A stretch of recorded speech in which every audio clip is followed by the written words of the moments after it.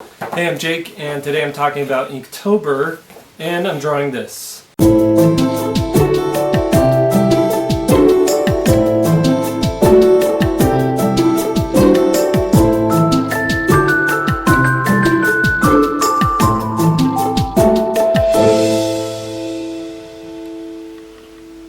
Alright, before we get started on the drawing, I just want to talk a little bit about what Inktober is, the genesis of it, where it stands today, and to go over what I've done on past Inktobers, my projects, the drawings that I've done, and the books that I made from those things.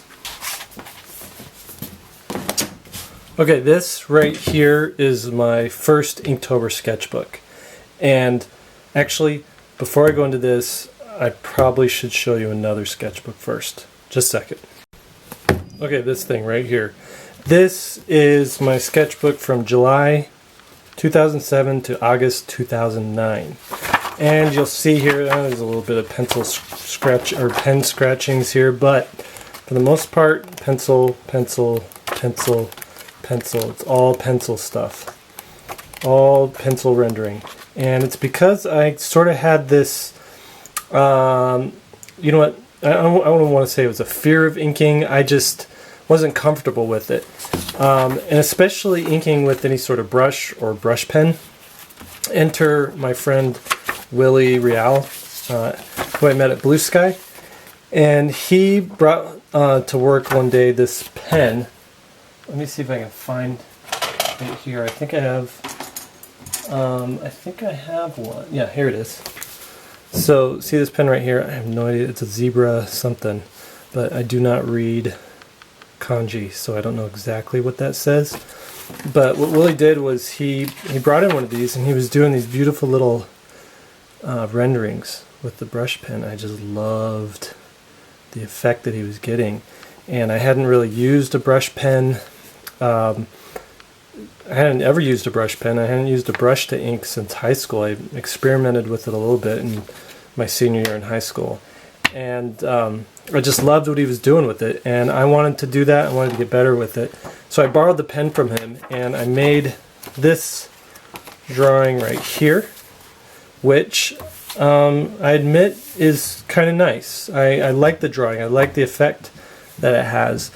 But this drawing didn't exude the type of confidence that I wanted with the pen.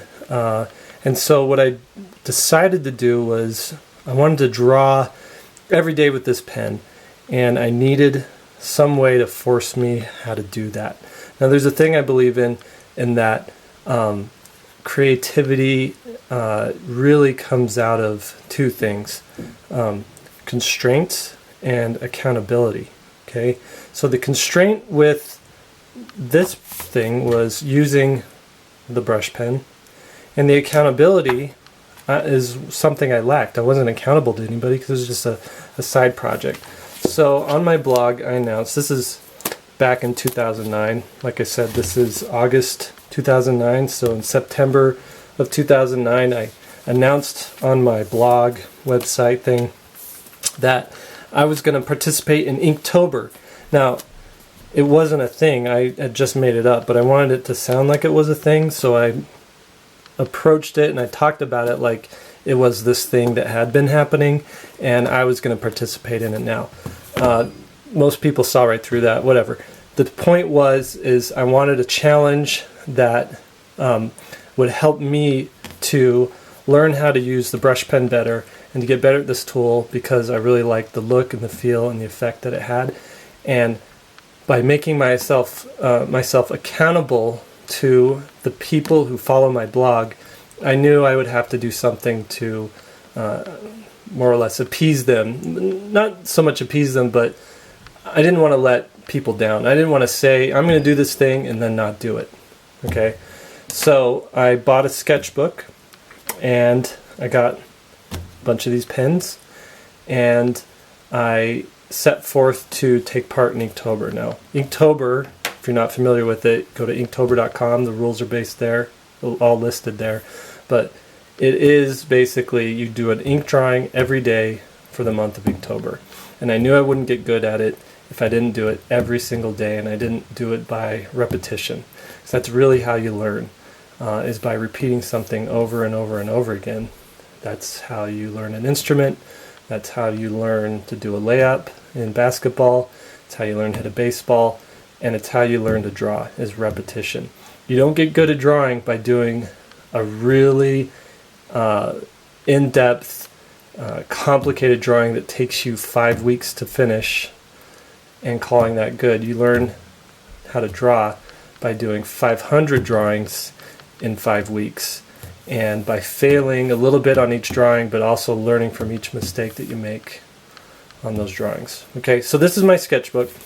This is my sketchbook that I bought, and you could see here the challenge I gave myself was to go in extremely lightly with pencils, not to do anything that was super dark and roughed in and detailed, but just go in really light with pencils. You could see faintly, I'm going to zoom in here. You can see faintly some, sorry my camera ran out of batteries, but you can see a little bit of pencil there, see a little bit of pencil there, just a faint line right there, and that's all I did, is just like, oh, clouds here, house here, leaving the details to the inking. And that's what I did. I wanted me to be able to explore with the pen and explore with the inking, and not have to be married so much to my drawing that I laid down with pencil, but to find it with the ink. And so you can see this was rather somewhat unambitious to start with, just a quick, I don't know what you call it, a landscape drawing or architectural drawing. As we go down through the sketchbook each day, day 2, things get a little bit more ambitious. Here it is trying to draw an airplane, and I remember too, I didn't have this shadow stuff in there, and I was worried, I was afraid that if I put down the shadow stuff I would ruin the drawing. Luckily I did it, because I think it really made the drawing. CC and Benson, these are 2 characters that I came up with back with this drawing. It's a rabbit and a bear, and I thought I'd explore these guys some more. And this really here is just me trying to figure out a design language with the ink pen. And you can see I'm pulling a lot from Walt Kelly and Bill Watterson. Those are 2 of my favorite cartoon artists. Here we go with these 2 again. Funny situations. Again, these aren't like the greatest drawings, but it's just me trying to become comfortable with the pen. Here's a little house in the woods. All right, I'm just gonna whiz through these because I got a lot of stuff to look at, and I don't want this video to be taking forever. So you can see here, like this stuff, I was trying to practice inking lettering, see how controlled I could get with the brush pen versus how loose and free I could get. So here, just trying to do that again, get really controlled with it. I made it a little bit tighter. And really it was, so this is all in 2009, October 2009, but this is when I started really figuring out like a design language for robots that I like to draw. I used some photo reference for this in the back streets of, I don't know, somewhere in Iraq, but I'm putting it on Mars or the future Middle East or something. But yeah, more vehicles and some robot mechanical stuff. I think what the brush pen did was allowing me to put shadows in really easy, opened me up to doing technical stuff a lot easier, whereas a lot of this stuff would take a long time to figure out. But adding the shadow stuff in there, still knowing what's going on underneath, but adding the shadow stuff in there made it, I think, a little bit more believable, and also it was just quicker to draw those kind of things.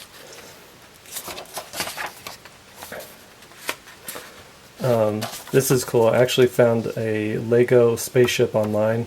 I love Lego, and I love all the guys that do like the Lego you know, just when they'd scratch build different Lego ships and stuff. And I saw this Lego ship and I'm like, oh, I want to draw that. So I drew a little Lego spaceman piloting it. And then here he is on the surface encountering some kind of alien. Again, more technical stuff. Here is trying to get really bold with like an environment and sticking my characters in an environment. Dinosaurs, you know, I love dinosaurs, so I had to do a few dinosaur pieces. But you could see getting towards the end here, especially in this piece, like I really was starting to get comfortable with, maybe not comfortable, but confident with what I was doing with the line work. And this stuff is, I feel, is like some of my favorite line work stuff that I've done. I think we're getting to the end. Yeah, this might be the last one. I did an extra one just for good measure. You could see, like, what's cool about this particular pen, let me get in here, show you this detail. Like, this is some really small strokes that you can do in there. You can see how big it is compared to my finger. So yeah, actually I'll do it compared to a quarter. You can see how big that is. George Washington. You know, you can get in there with that tip and just get some nice little detailed marks. That's why I like this pen a lot. I'll have a link to where you can buy those online though. Okay, I think this was the Inktober I did for 2010. And 2010 was an interesting year because I just moved to Utah. We're starting a new life in the West. We've bought a house. And 2 days after my move, I had an accident and broke my face. Like 6 or 7, no, it was like 8 bones in my face. I lost my 2 front teeth. It was a horrible thing. I smashed my face on the ground.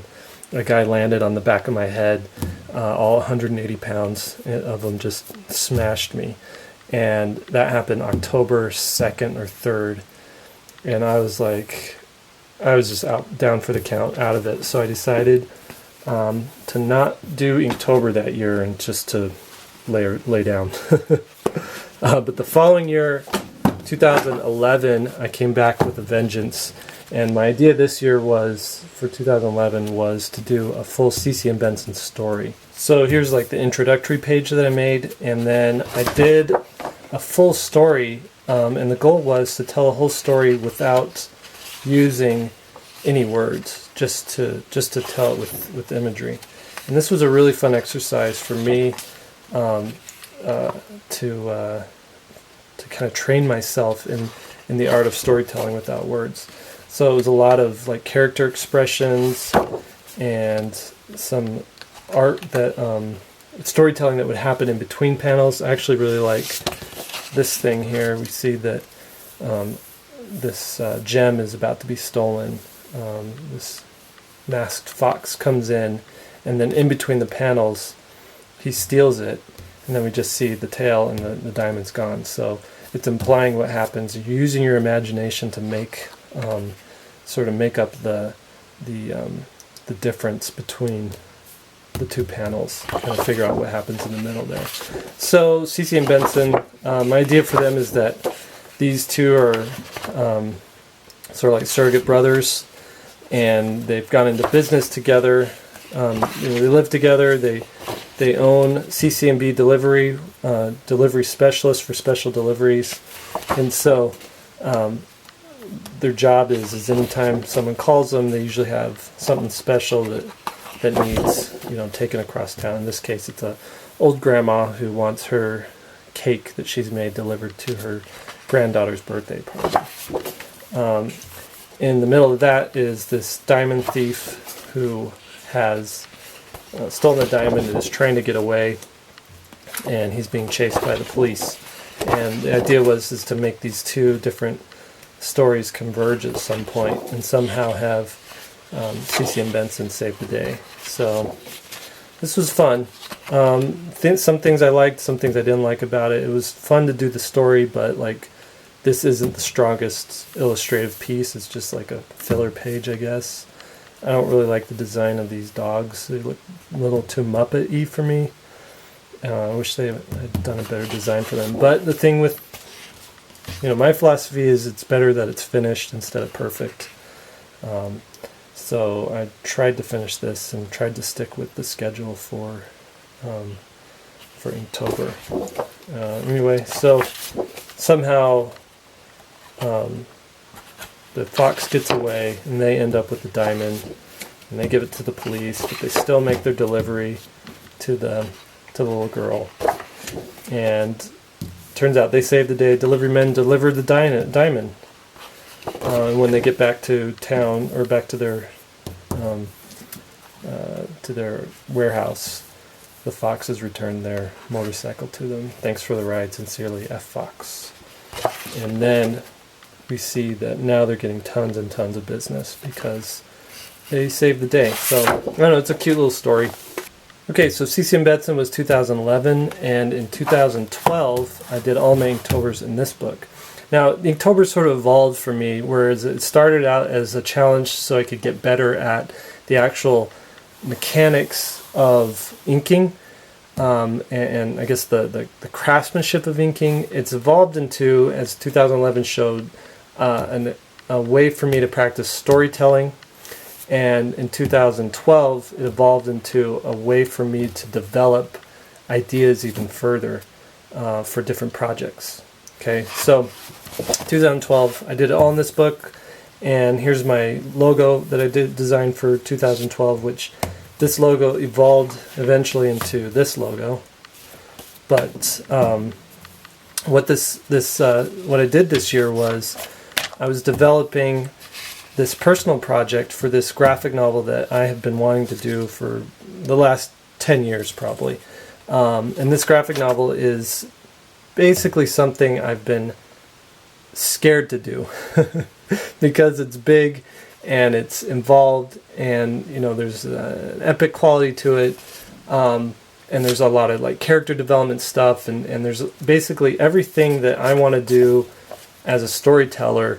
It pushes me into areas that I haven't done before. So usually what happens is I start working on it and I start developing it and I start figuring out characters and things, and then I get scared about it and I get freaked out and I decide I'm not good enough to do it, and so I tuck it away and I save it. I tell myself, save this for when you're better, for when you're ready to do something else. And then I usually distract myself with a project that doesn't matter, that has no consequences. Because if it fails, then it doesn't matter because, I didn't put my heart and soul into it. It was just something fun that I was working on. Whereas if this thing fails, if I make it and it's bad or nobody likes it, then, then all of this emotion and this work and this, these ideas of what I want it to be are over with and done with. That said, I've thought a lot about this and it gets in my head a lot, but that said, I'm realizing now, it's now or never. I need to do this or it's never going to happen. And I need to do it and be done with it and either let it be a success or let it be a failure, just so I can move on and not say I always have this project, but I can move on to all these other story ideas that I want to do. So that's where my head is at now. And I'm going to talk more about this project later, and it's since evolved from these sketches and drawings I did in 2012. It's evolved into it still has the same feeling, but there's some different things about it now, and I'll do a video on that later. But I really liked working on this, and I'm excited to work on it, and I'm not going to falter this time. This time I'm going to do it. So about this point in 2012, this is when I was like, this is too much. I can't handle this. We'll do Skull Chaser. And Skull Chaser, really, all he is a cool character. And there's a bear. And with Skull Chaser, it was like, let's design a cool character and put him in cool poses and make him, with cool guns and machinery, and tried to come up with a story to go with him. Here he is, Space Skull. Before he was Skull Chaser, he was Space Skull, and I changed his name to Skull Chaser because I thought it sounded cool, and somebody already has a Space Skull webcomic, and I didn't want to getting tangled up with that. Here's a sidekick trunk. Basically, Skull Chaser is an excuse for me to draw spaceships and vehicles and to sort of hang it on a character. So yeah, I like them. I will do something with them someday. I started drawing a comic with them. I did like a 20-page comic. I wrote out like a 60-page story, and then I had to work. I got asked to work on Rocket Raccoon for Marvel, so I kind of pushed pause on Skull Chaser and went off and worked on Rocket Raccoon, and then I got into doing these children's books assignments that I've had, and those have been a lot of fun. I always have this itch to do comics though, so I always come back to comics. But a wise man once told me, he said, and this is really the reason he said this, is comics are such hard work, and you put so much into them for sometimes very little return. You know, a children's book, I can do 32 pages, 32 illustrations, sometimes 16 illustrations because of the double page spreads. And I could sell that book for $17, whereas a graphic novel is 100 pages, and a lot of times you can only sell those for $12 or $15.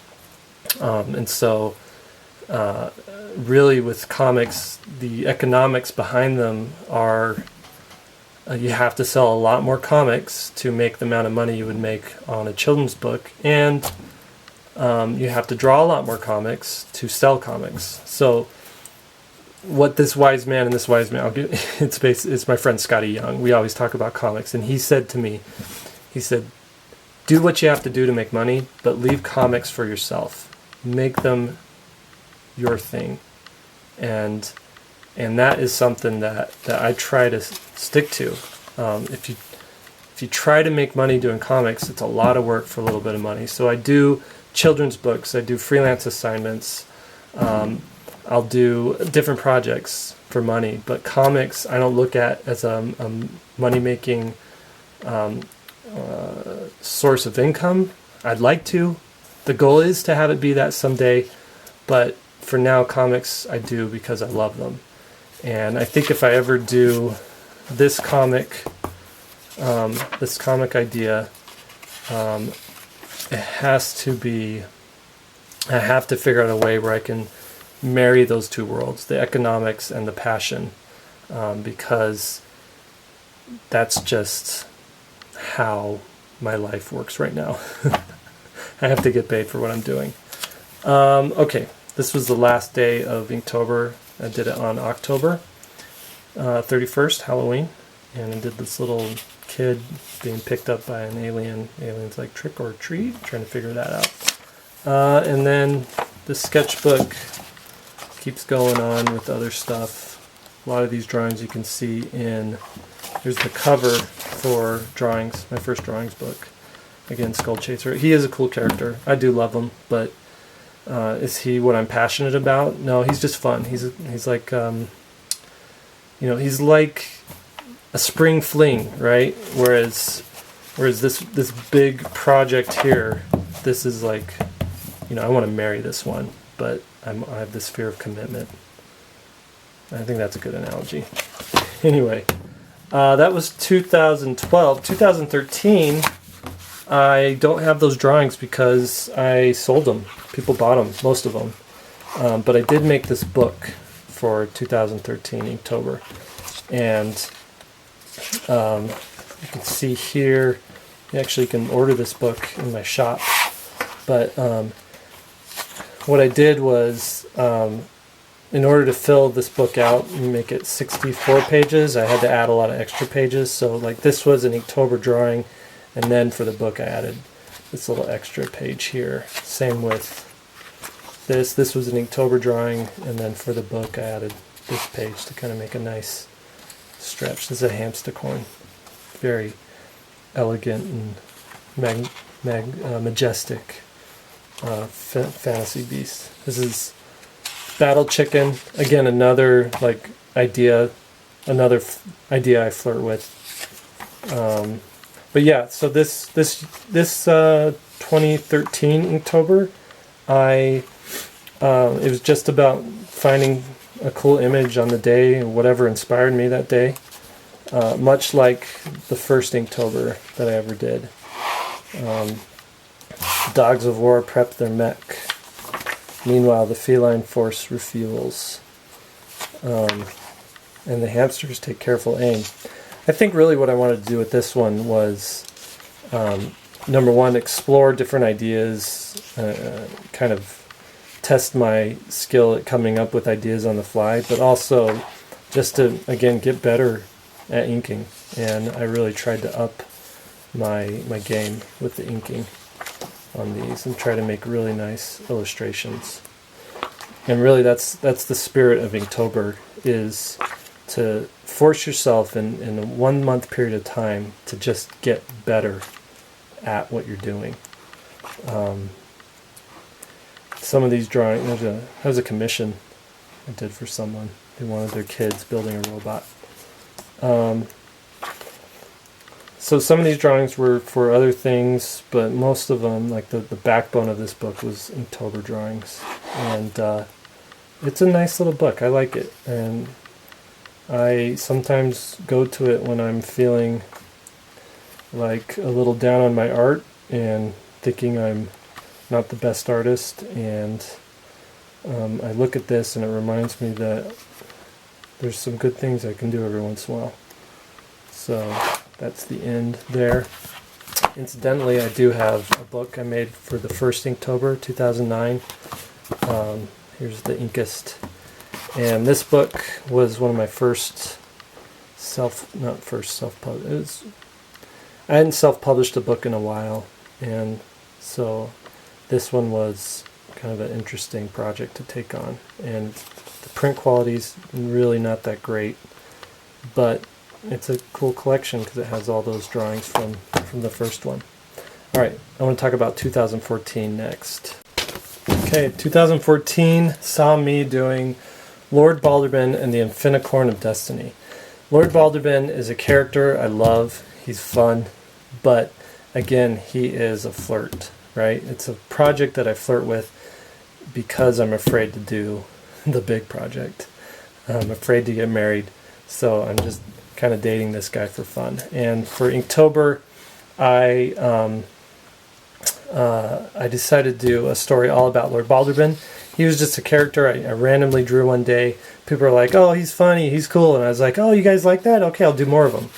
And so here's the story as it unfolds. I came up with this like mythology and this reason for why there's unicorns, these big metal cybercorns that they fly on, and there's these 7 worlds that they have to protect, and it's all about Lord Balerin, who's this like Cyrano de Bergerac, like Baron von Munchausen type of character, who's like way in over his head. He may be kind of a blowhard, but in the end he's actually really good at what he does. And this was fun. It was fun to tell a story, to try each day to take one illustration and tell a story with it. After Inktober, I went in and did these other comic pages to kind of fill in the gaps. And this is a really cool thing. And it's about, 50 pages long now. I can't remember exactly. And it's a nice setup for a story, but do I want to spend my time to finish this thing out and just postpone the project that I really want to do yet again? Or do I put time into this thing, which is like a side project, which kind of doesn't really matter? Someday I might return back to this, but I don't know that I'm going to do it right now because I really want to make the thing. I want to make that project. I want to commit to it. This is a double-page spread. There you go, right there. This was a lot of fun. If you're a fan of Hellboy, if you know Hellboy and Mike Mignola, he's like one of my favorite artists, and I love Hellboy so much. But there's an analogy there, and that is Mike Mignola did Hellboy for 10 years or 12 years, something like that. And then one day he came out with this thing called The Amazing Screw-On Head, and it was this side project, and it was a lot of fun. It was kind of like this diversion that he needed to do to get away from Hellboy for a little bit, and then he got back into doing Hellboy. And Screw-On Head is beautiful, and it's this neat little thing, but it is like a little thing, okay? And what I get caught up doing is I want to do my Screw-On Head without doing my Hellboy. And so what I'm trying to psych myself up to do is to do my Hellboy, to do my epic, to do my big comic, and then hopefully find success in that, and then do my little side projects, my little Screw-On Heads, which are my Lord Balerin and my Skull Chasers. Yeah, that's where my head is at now. And I'm sure you guys are, if anybody's still listening and watching this video, I really, really appreciate you. I really wonder what you're thinking about me right now, but this is actually kind of good for me to just talk through this stuff, to get it out, and to really tell you guys where my head is at, and to what I'm thinking about, and what I want to do with my career and with my art.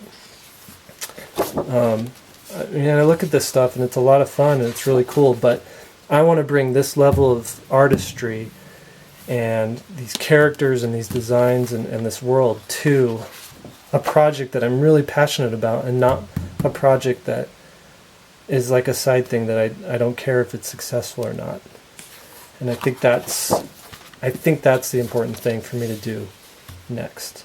So here's the designs of all the 7 planets and their cybercorn protectors and their riders.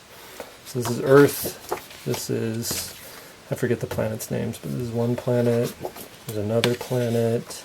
This was fun, it was cool to like come up with different designs for each of these. Another planet, another horse. I really like that one. And you saw he got his arm cut off earlier. This is his new arm. Alright, and then here's a map of like the Stargate thing. The Starlock is what I call it. And the 7 planets. And that was Balerin. And that was my Inktober projects for the last 5 years. This is the 6th year, happening next month. And what I'm going to do this year is kind of like what I did first year and 2013, is just wake up that morning, whatever inspires me that day, that's what I'm going to draw. And that's how I'm going to roll with Inktober. I'm not going to try and do a story. I'm not going to try and develop a project. Maybe I will. You know what? If I'm inspired to develop my project further, the one I need to marry, then I'm going to work on that. But if not, I'm just going to do whatever it feels like that day and try to get better at drawing than I already am. This is the drawing that I recorded myself drawing, and I did not get to it because I talked about Inktober the whole time. So how about we save that for next time, and I'll do some nice commentary and some talking while I draw that. So I guess that's it. That's it for Inktober. Go to inktober.com to find out more about how you can participate, and I think that's it. Alright, thanks for hanging around and watching that whole thing. Hope that you'll participate in Inktober this year. I love Inktober because it's just amazing to see artists like really hone their skills, and to watch them go from the beginning of the month and the end of the month, and seeing that growth. And I've found so many new artists that I love and that I follow now because of Inktober. So participate in it, and if you're not participating in it, see if you can get something out of it by finding new artists and following their progression. But if you want to get better as an artist, I highly recommend you try it. You do the 31-day challenge, and I guarantee you will get better at it. That's it. I'll see you guys next week.